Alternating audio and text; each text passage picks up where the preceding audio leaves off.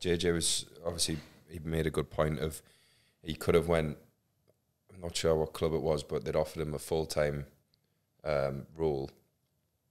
He'd been all the way through the leagues, and they'd offered him a full-time role, and he actually took a part-time at Blythe because he had the potential to make more money going part-time and setting up a business on the side, personal training on the side, than he would have if he had went full-time at another club. Yeah. So a lot of kind of the sort of where you ended up in sport supports being self-employed, supports having a business, and supports personal training in general. Yeah. You know, you're in the sport, you know, you're in sport, fitness is important, you learn about your body.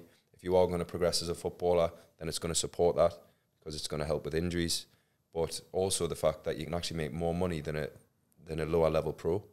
Yeah, exactly. And I think when you speak to a lot of sort of Northern League players who play at that sort of level, that's one thing that they've chose to do is have that, because some players getting paid £200-300 every week, and then if you have your full time wage on it, that's you're daft to say no to that, and especially if you're then doing a self-employed business where you work your own hours, you pick your own hours, you're then thinking, well, I'm not going to miss any football here because if I've got a game midweek, I can't play there because I'm self-employed. I've run my own hours, so it is, and I think that's one thing I would love to get across to like sort of young up and coming like footballers or people who was in academies or just there or thereabouts, or especially young lads who are in like sort of that sort of not pro level but that semi-pro level, because I think that's a lot of the pro lads will have that a little bit of guidance coming through an academy, but I think semi-pro, they're not going to have that because they're not in a club Monday to Friday where they've got somebody saying, right, well, his qualifications,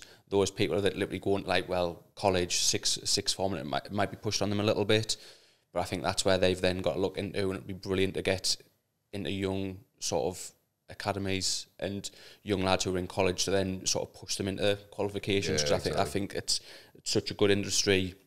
Like you say, it's going to help you on the pitch, but then it's going to help build that network whilst you're involved in football for then your business as well. And I always sort of like to know, how did you find it? Obviously it was a while ago now, but how did you find it when you first got into personal training? Because one of the problems that arises a lot with PTs that I've had in the gym in the past, and you know, new PTs that we on board, is the fear of, oh, I'm not going to get any clients. How did you find that phase? How did you start off?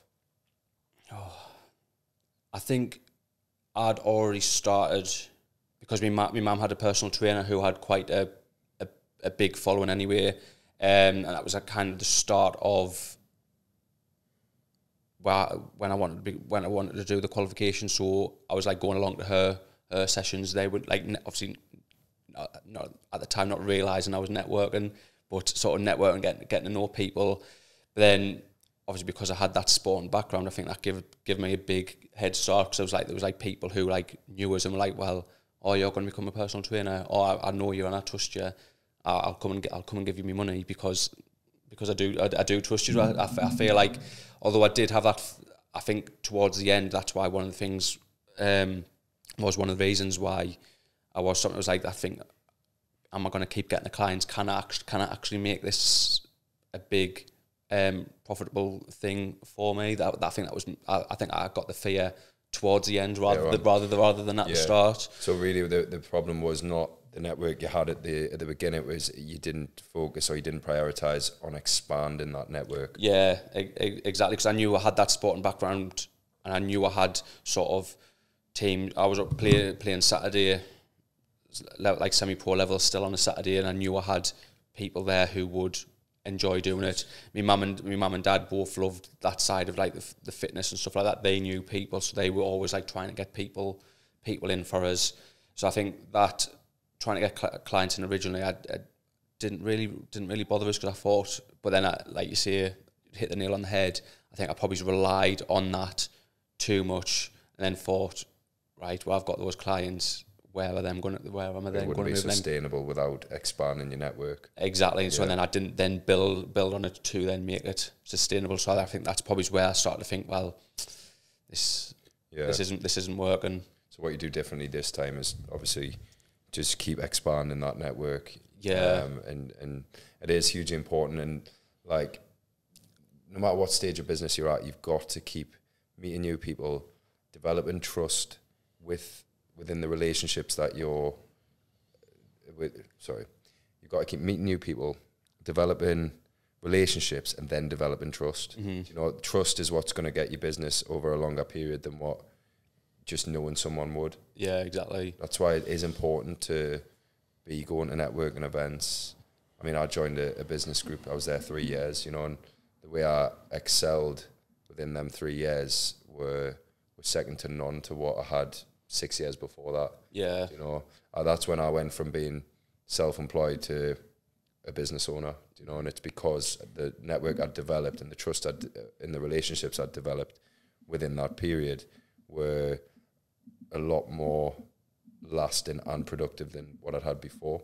Yeah. So it is hugely important to keep expanding your network and to put yourself out there. You know, and like whether we've done it or not, whether we're meant to do it or not, we're constantly expanding our network. Yeah, well, that's what the idea behind us putting together the FitPro-X TV is, to show people an insight into what it is that we do. It just increases the chances, because if people don't know you, they can't buy from you.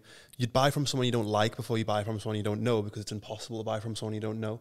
So it's about increasing the amount of people who know what you're doing. It used to be, people used to say, it's not what you know, it's who you know.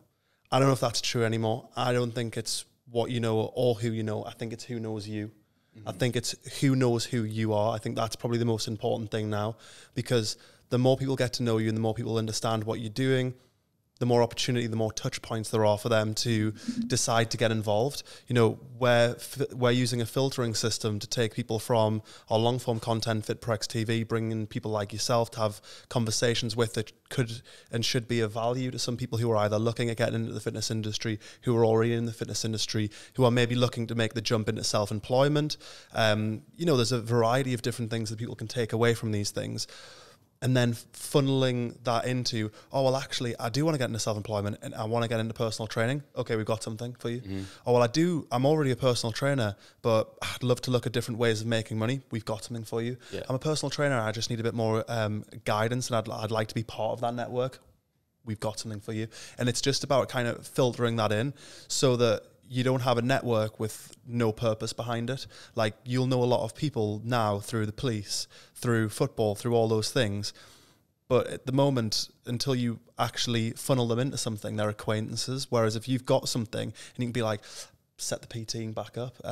You know, I know exactly how you feel. I was struggling with those 4-on, 4-off shifts, but I've put together a plan. Why don't you guys come in and we'll do it? And then just straight away like that, you've used your life experience, you've used the network you've built, and you've gave them a purpose by saying, okay, this is what I've got. This is what I've put together.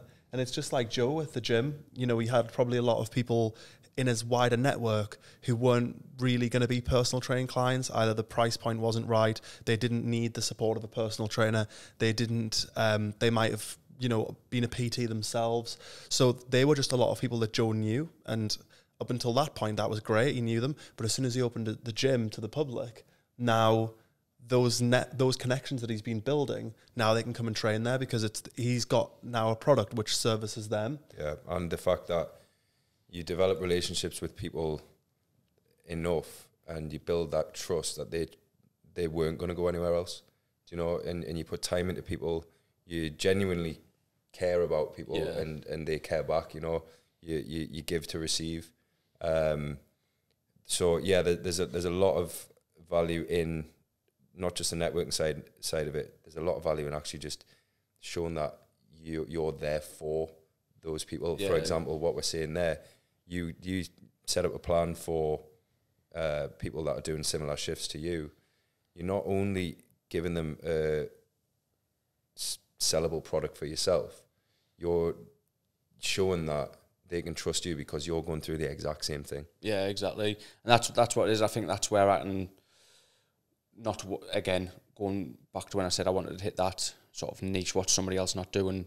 Like, I didn't want to do that, but I think Lee, having that police experience in place to develop, like you say, develop a plan whilst I'm doing it, it gives them sort of clients, potential clients in the police a reason to trust, because I've actually been there, rather than thinking, right, there's a PT that's doing online programming, they're doing 4 and 4, but they've never been in, they've never experienced that. They've never went through that sort of shift pattern. They don't know what it's like. They're just sort of doing like a generic plan where I know, I've been involved, that hopefully that should then allow them to say, well, I can trust him, exactly, because he's experienced, he knows what we've been through and how hard it is.